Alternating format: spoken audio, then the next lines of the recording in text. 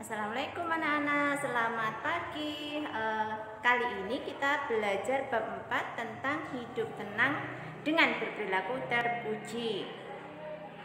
Ya, sebelum kita memulai pelajaran, kita mengetahui dulu kompetensi dasarnya ya. Yang pertama, 3.3 mengetahui hadis yang terkait dengan perilaku mandiri, percaya diri dan tanggung jawab.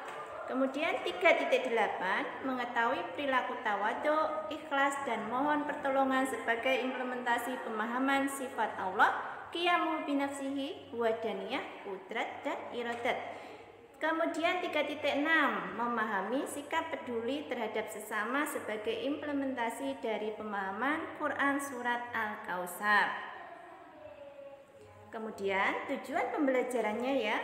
Yang pertama, peserta didik mampu memiliki sikap tanggung jawab. Kemudian peserta didik mampu memiliki sikap tawadhu.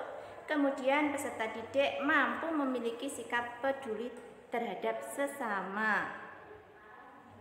Ya, hidup tenang dengan berperilaku terpuji yang kita pelajari kali ini yaitu tanggung jawab, tawadhu dan juga peduli. Ya, saya akan jelaskan dulu tentang perilaku terpuji anak-anak. Saya yakin banyak sekali yang sudah menjalankan atau melaksanakan perilaku terpuji, yaitu perilaku yang baik ya. Dalam bahasa Arab disebut juga dengan akhlakul mahmudah atau akhlakul karimah. Kemudian kebalikan dari perilaku terpuji adalah perilaku tercela, yaitu perilaku yang buruk.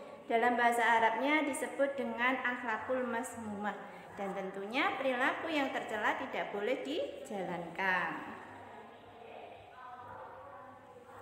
Kita bahas satu persatu ya. Perilaku terpuji yang pertama yang kita pelajari adalah tanggung jawab.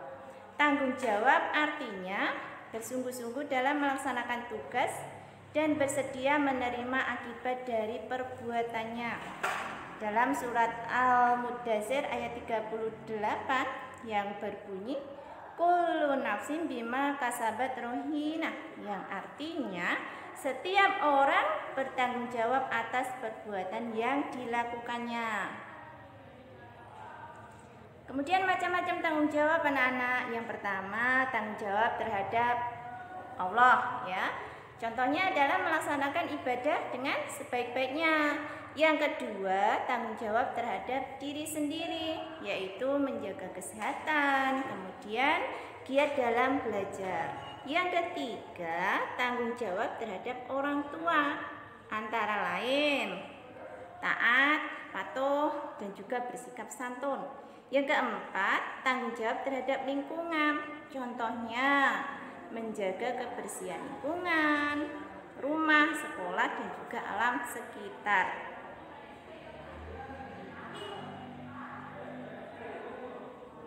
Kemudian manfaat perilaku tanggung jawab ya, pastinya ya. Yang pertama, dihormati oleh orang lain, kemudian dipercaya oleh orang lain, lebih mudah dalam meraih kesuksesan, dan juga meningkatkan kehati-hatian dalam bertindak. Nah, perilaku terpuji yang kedua adalah tawadhu. Tawadhu berarti rendah hati, tidak sombong dan tidak membanggakan diri. Rendah hati ada dua macam, yaitu rendah hati di hadapan Allah dan juga rendah hati di hadapan manusia. Ya, cara menerapkan perilaku tawadhu atau rendah hati. Caranya ya, yang pertama tidak sombong, yang kedua berkata sopan dan lemah lembut,